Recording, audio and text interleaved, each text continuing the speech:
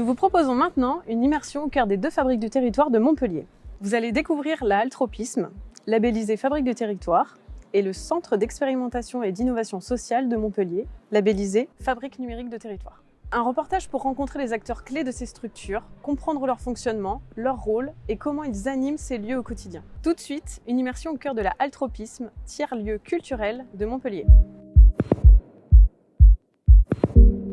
Alors, pour revenir au début de la Halle Tropisme, il faut revenir 20 ans en arrière, en fait, avec la naissance d'Illusion et Macadam, qui était une petite association qu'on avait créée pour les métiers de l'accompagnement de la culture. On s'était dit que les petits acteurs de la culture à l'époque n'allaient pas forcément survivre à la baisse des subventions et un système un petit peu qui se transformait. Et donc, on avait monté à la base des services mutualisés, paye, gestion, compta, centre de formation, bureau de conseil, bureau de production en danse. De là a émergé un festival qui s'appelait Tropisme, qui a commencé en 2014 à Montpellier, de façon itinérante, sur le lien entre entrepreneuriat et culture, et entre numérique et création, beaucoup à la Panacée et dans d'autres lieux. Et petit à petit, on s'est dit, bon, on aimerait avoir un toit sur notre tête, et pour rassembler à la fois ces missions-là d'accompagnement et ces nouvelles missions qu'on avait sur donner notre point de vue sur une culture, peut-être un peu plus en phase avec le public d'aujourd'hui. Et donc en 2019, début 2019, on a eu la chance de pouvoir investir cette ancienne halle de mécanique de poids lourds et de tanks de l'armée. Il y a des casernes tout autour de nous et en fait c'est une ville dans la ville. C'est-à-dire autour de nous c'est 35 000 m² d'école militaire où il y avait un mur secret défense, personne n'y pénétrait. Et quand la ville a racheté ce quartier, l'idée a émergé d'en faire un nouveau quartier consacré aux industries créatives et culturelles. Et donc, nous, on vient préfigurer ce nouveau quartier. On est là pour 10 ans. Et ces 10 années vont permettre de voir ce quartier grandir petit à petit pour devenir un tout nouveau quartier avec desservi par le tramway, avec un mix de logements, de bureaux, de start-up, de grandes écoles, d'équipements, de lieux mutualisés pour la création. Et nous, on a la gentille tâche de préfigurer un petit peu tous ces usages. À toute base, l'idée était tournée vers cette partie-là du projet qu'on voit derrière moi, qu'on appelle nous le village entrepreneurial. C'est 200 postes de travail qui sont fléchés autour des industries créatives et culturelles. Alors on pourrait dire que c'est juste un coworking, mais c'est pas qu'un coworking, mais c'est pas non plus une pépinière ou un cluster. C'est un écosystème avec uniquement des métiers très complémentaires et qui se côtoient. Ce sont des acteurs indépendants des ICC, des structures de 2, 4, 6, 8, 10 personnes maximum. Et en étant ici, on s'aperçoit que 1 et 1 égale 3, entre guillemets, parce qu'ils se mettent à travailler ensemble.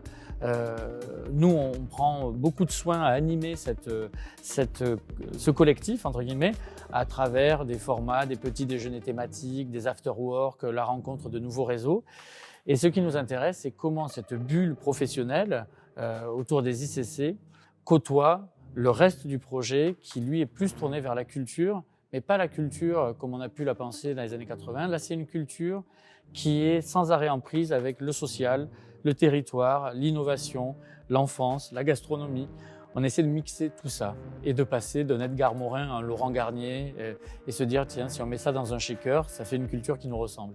Je pense que s'il y avait une patte tropisme, c'est sûr que ça serait celle de passer du coq à l'âne, mais de façon assez volontaire. Sans arrêt essayer de faire bouger les lignes. Ce qui nous intéresse aujourd'hui, c'est de voir comment notamment le fait qu'on soit dans un quartier qui n'est pas neutre. Nous, on est à la croisée de plusieurs quartiers prioritaires de la ville, avec la plus grande cité gitane de France qui est au bout de la rue.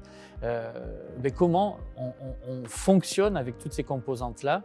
On n'est pas juste posé au milieu de ça et dans notre entre-soi. Nous, très rapidement, on s'est dit que voilà, seul, on n'allait pas faire grand-chose parce qu'on a très peu de financement public. Et donc, comme on essaie d'alimenter une programmation de près de 400 événements par an, on fonctionne un peu avec le désir des autres de faire des choses chez nous.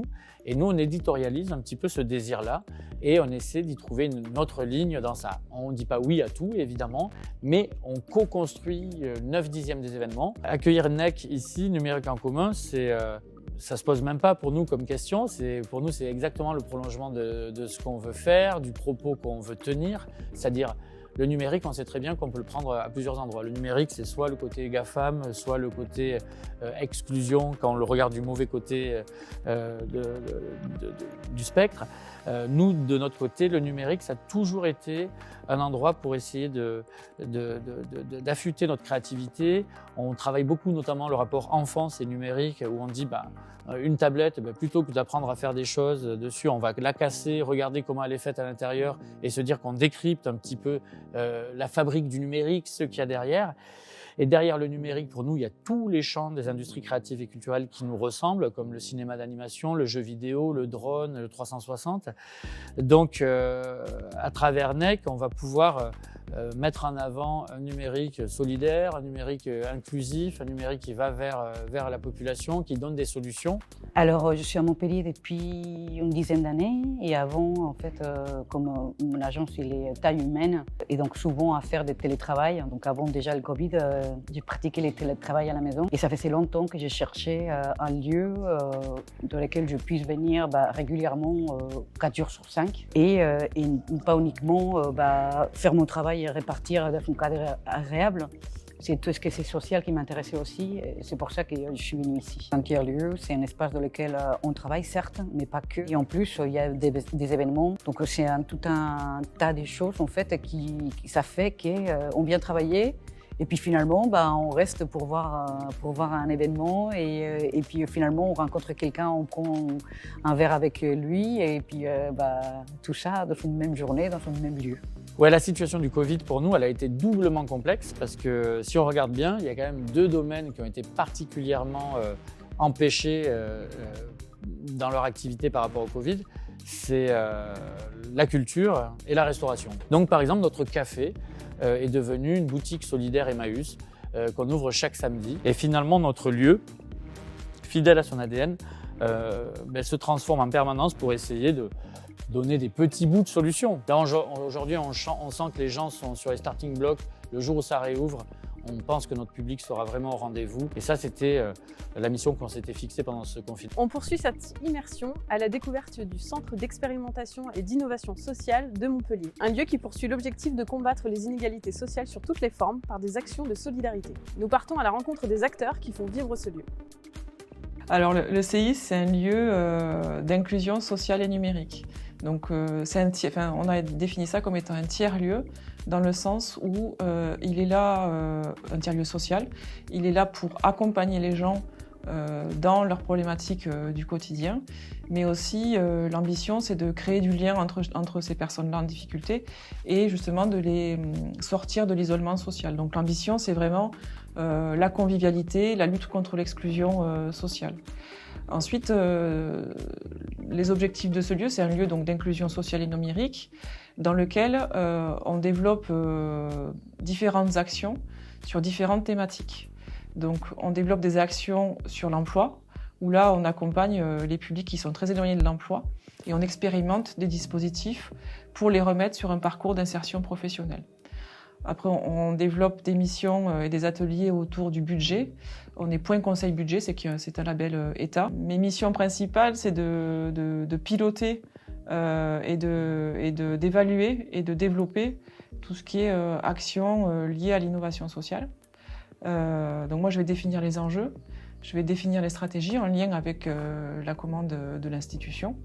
Et puis après, les équipes, en lien avec la chef de service, vont traduire les axes de développement stratégique en actions plus opérationnelles. Donc moi, je suis sur le développement et les équipes traduisent sur le terrain les objectifs en fait, qui sont fixés par l'institution. On accompagne les publics qui ont des difficultés budgétaires. On intervient aussi sur le domaine de la santé, où là, on a des conseillères santé qui accompagnent les publics sur les bénéficiaires du RSA sur la problématique santé, mais aussi elles développent des ateliers de prévention santé pour l'ensemble des publics qui côtoient en fait le CIS. Et puis, et surtout, on intervient sur le domaine du numérique, donc l'objectif étant de lutter contre la fracture numérique, avec des ateliers, on va dire, classiques, mais aussi, et c'est une des spécificités, c'est que le numérique traverse l'ensemble des espaces. Donc le numérique va être un outil pour faciliter l'insertion professionnelle des publics. Ça va être un outil pour aider les gens dans la gestion de leur budget. Ça va être un outil pour aider les gens en matière de prévention santé. De façon générale pour le CIS, il y a deux grands projets, enfin deux grands axes, pas forcément des projets, mais deux grands axes. C'est de poursuivre des actions d'expérimentation sur l'emploi. On a plusieurs actions qui constituent un véritable parcours d'insertion professionnelle. Donc à chaque fois, on rajoute plusieurs briques à ce parcours. Donc là, il faut qu'on continue à finaliser ce parcours, voilà, puisqu'il reste encore quelques briques et quelques besoins à couvrir. Et l'autre grand domaine qui prend beaucoup d'essor, c'est le numérique, puisqu'on a de plus en plus de publics qui côtoient le CIS parce que très éloignés du numérique. Et puis les publics qui sont dans l'emploi aussi ont énormément besoin de numérique. Donc c'est aussi de développer les ateliers numériques, mais aussi, donc ça c'est plutôt en lien avec la métropole, la cité intelligente, de pouvoir structurer le réseau d'inclusion numérique sur le territoire de Montpellier et de la métropole. En lien avec la métropole, la cité intelligente, mais aussi quand même, il faut souligner, le CI, c'est Fabrique numérique de territoire, et a été labellisé depuis 2019. Donc c'est en ce sens-là aussi que notre rôle est de pouvoir coordonner aussi l'action sur un territoire, pouvoir répondre avec les acteurs aux besoins qui ne sont pas couverts, rendre visible l'offre qui n'est pas totalement visible sur le territoire de Montpellier. Donc voilà, ça fait partie des missions et des grands projets. Je vois sur le point conseil budget aujourd'hui, on a des publics qui ne seraient pas venus au CCAS, alors que c'est le CCAS, mais qui ne seraient pas venus au siège du CCAS parce que trop stigmatisant des anciens cadres qui se retrouvent en difficulté. Voilà. Donc il y a une certaine anonymat du site qui favorise vraiment la mixité sociale. On a toutes les catégories sociales et culturelles de public. Et le site, c'est un élément qui capte vraiment la diversité des publics. L'émission, c'est la coordination et le développement des actions liées au numérique. Après, j'ai aussi une autre mission. Je coordonne et je suis référente d'un chantier d'insertion du CCAS multi-activités. Et ma dernière mission, je suis médiatrice numérique et sociale. Je reçois les personnes en individuel pour les démarches administratives en ligne avec une dimension sociale. Les personnes ont pu évaluer leurs besoins pendant la Covid et venir avec leur tablette et leur smartphone pour demander des besoins spécifiques de blocage au niveau des connexions, au niveau de la communication avec des tiers. Ça peut être aussi, je veux vite apprendre aussi les savoirs de base. On a beaucoup eu de demandes en individuel. Les personnes avaient peur de venir en collectif, même si le nombre était très limité. Alors l'accès est très facile puisqu'il suffit de téléphoner à l'accueil. Et puis à l'accueil, on a un système d'organisation où on a un secrétariat qui filtre les demandes, en fait, qui les oriente. Soit il prend des rendez-vous individuels avec les médiatrices numériques et sociales, moi-même et ma collègue. Et puis voilà, il y a les trois dimensions. Rendez-vous individuel avec les médiateurs numériques, les ateliers collectifs et les démarches en ligne. La mission au quotidien, c'est d'accueillir le public, de rendre le public autonome au niveau du numérique. Pour ça, on a plusieurs moyens. On a des rendez-vous individuels. Donc les personnes viennent pendant 1 heure par jour et par semaine pour un thème qu'ils décident, tout simplement. Et après, on a aussi le moyen du collectif. C'est-à-dire que c'est des rendez-vous en collectif avec plusieurs thèmes, comme la visioconférence, comme le savoir de base, c'est vraiment les bases de l'informatique, comme tout ce qui est smartphone et tablette. Après, on a aussi un côté plutôt en recherche d'emploi. Et le but du jeu, c'est de rendre le public autonome, encore une fois, au niveau du numérique, et qu'ils aient aussi à jour tout ce qui est Pôle emploi et pour la recherche d'emploi, etc. Ils pourront à la fin normalement être autonomes pour aussi mettre à jour eux-mêmes leur CV de motivation et pouvoir rechercher du boulot eux-mêmes, tout seul. Donc on les évalue pour savoir un peu leurs besoins numériques et surtout à quel niveau ils sont. Comme ça on peut s'adapter à chaque personne, à chaque profil de personne en fait pour pouvoir les aider sur le numérique. Ça peut être de l'administratif, ça peut être de l'appréhension en fait de l'ordinateur parce que beaucoup de gens ont peur en fait de l'ordinateur parce qu'ils connaissent pas et ça leur paraît tellement extravagant et tellement dur en fait à comprendre que du coup on les rassure. Comme je vous ai dit, on fait une évaluation un petit peu de leurs connaissances pour savoir où il faut aller. En fait, on essaie d'aller au plus près de leurs attentes, de leurs priorités, parce qu'il y a des gens en fait qui sont en détresse aussi sociale, qui ont besoin de cette aide pour pouvoir avancer en fait dans leurs papiers, que ça soit pour la CAF, que ça soit pour etc.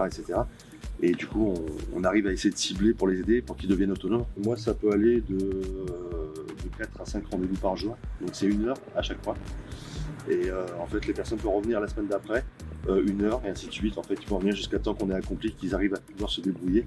On a aussi des accès libres aussi sur les ordinateurs, ce qui fait qu'une fois que les gens sont un peu autonomes, si jamais ils n'ont pas d'ordinateur chez eux, ou de smartphone, parce qu'on fait aussi le smartphone et les tablettes, ils peuvent venir ici. Notre mission, c'est d'accord donner du savoir, ça c'est sûr, mais c'est surtout qu'à la fin, ils soient contents d'être venus et qu'ils puissent après revenir s'ils le désirent.